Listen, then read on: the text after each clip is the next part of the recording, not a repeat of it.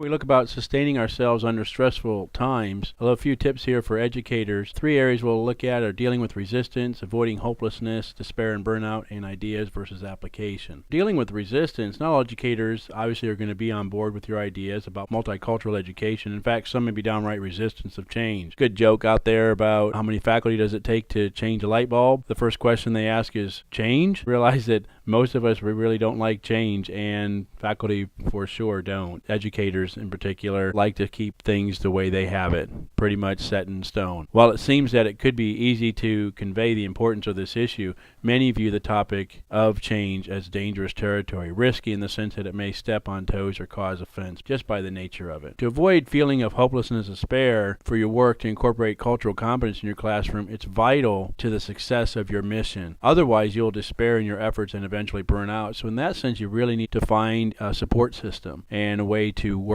with others to help you in that area. As the idea of multicultural education is often accepted by administrators and faculty, this area of ideas versus application, unfortunately, applying or initiating programs that address it are usually not. So let's look at some tips to keep you from burning out.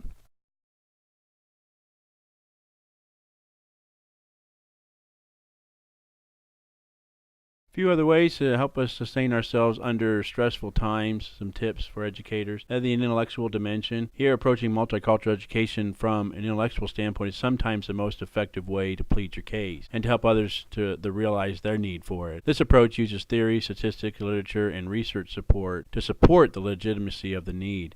Other experts, professors, scientists, and such can be brought in to show their support and back you in your stance. Coming from a scholarly or a scholastic viewpoint can help you, especially depending on the situation you find yourself in, if you're in a university setting or higher education setting, for example. And then there's the emotional dimension. As racial bias and the numerous hate-based crimes continue to plague our society, these are cause for heightened emotion, especially for the educator dedicated to making a positive change in the classroom. We can realize, or need to realize, that there will be times when we feel that our efforts are having no effect, perhaps because of no incident of violence in our school or an offhanded comment made by a student or even a teacher.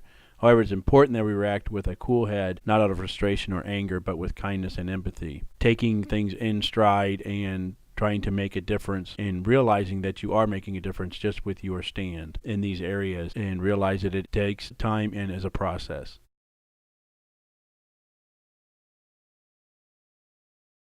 Another area to help us sustain ourselves under stressful times is the physical dimension. And here is about being aware, rules of engagement, and outlet. For example, once the emotions begin, if they're gone unchecked, they can quickly spiral out of control and manifest themselves physically. This world is made up of individuals with very different ways of thinking, and for the most part, each are very rooted in their mindset, as we talked about in an earlier lecture, right? Mindset and skill set. Based on this, stands to reason that when their ideas are challenged, discussions may become rather heated. So, kind of realizing in how to finesse your way in as you're presenting your side to bringing multicultural education into a situation or a learning environment that's resistant to it. As awareness, just be sure to keep a close eye on physical reactions of your students during a discussion. Look for signs of agitation, rapid breathing, face become angry or red, because some of this may be offensive to them. Address it beforehand, lay out ground rules for behavior and allowing them to voice opinions, but realize that it has to be done civilly and not without offensive language and things like that that can come out. So basically laying that out at the beginning of the rules of engagement, and then allowing the students to have an outlet. So you make sure that you have an outlet as an educator, so you no doubt be faced with stressful situations in the classroom. So make sure you have some sort of outlet for the stresses you experience. Hobbies or physical activity are good ways to manage stress. All these things can be helpful for you to